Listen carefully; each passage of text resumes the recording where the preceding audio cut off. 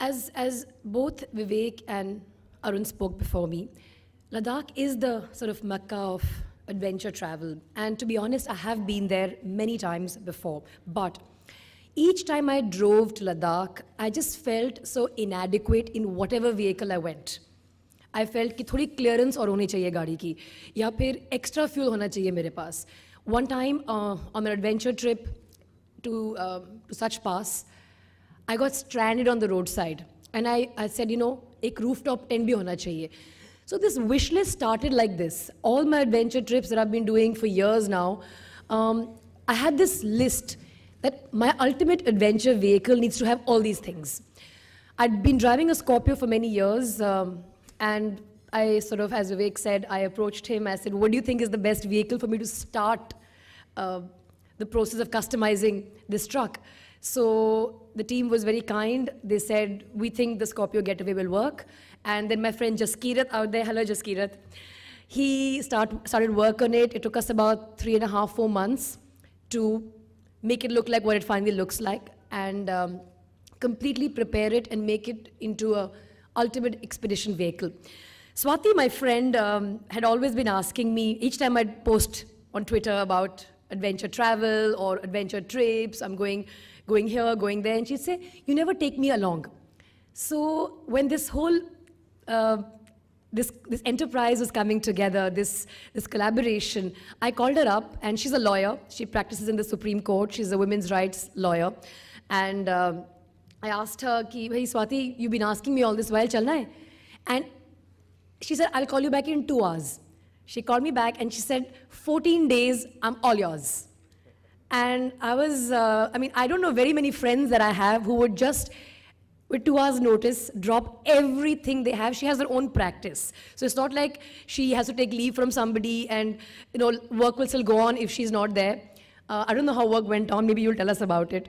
So Swati joined me, and I think that was a fantastic part, because through her eyes, I was actually able to see this journey all over again, experience it, because a lot of stuff that I've been doing, I've been born into an army family, adventures in my blood, I'm married to somebody who's quite adventurous. So we take adventure for granted. But to see her react to certain situations that I thought were normal actually scared me. So typically, you know, you have a mountain pass that has a path that goes up like this. So you can always take a shortcut which cuts through the road. It's something that I don't even think about when I do normally. But seeing Swati, I began to wonder, am I doing the right thing? Should I be doing this?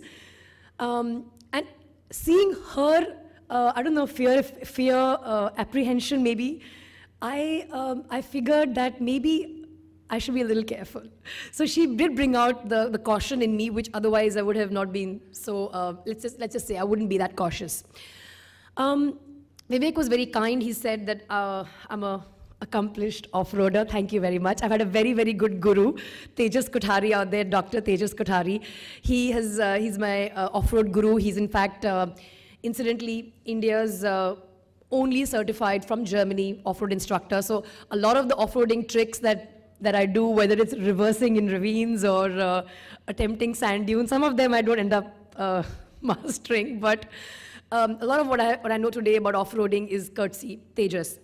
So this trip, Ladakh, well, another secret about Ladakh is I lived there for 2 years. So I had the dubious distinction of studying in the highest school in the world. That's the Kendriya Vidyalaya, yes, the one where the German language as a third language has just been done away with.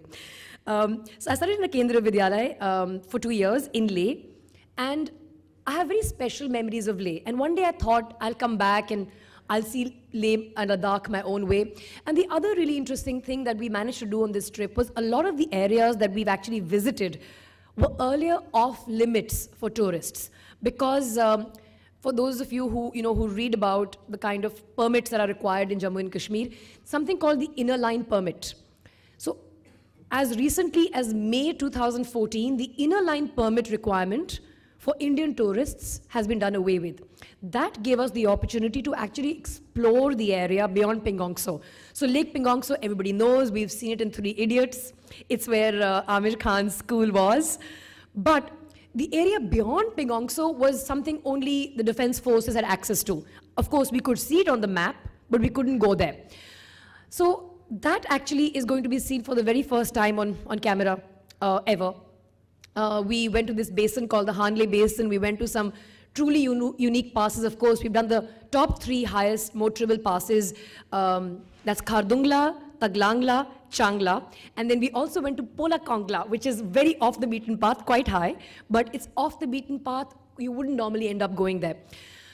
We had some pretty scary adventures, misadventures, and hair-raising experiences.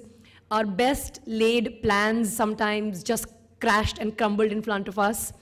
But I think it was a tremendous learning experience for me as an individual, because I was with somebody who was not my husband or my brother or my father. So I had to actually be nice, because you take your husband and your brother and your father and your mother so much for granted. You say, I don't feel like doing this, I'm hungry now, I want to do this.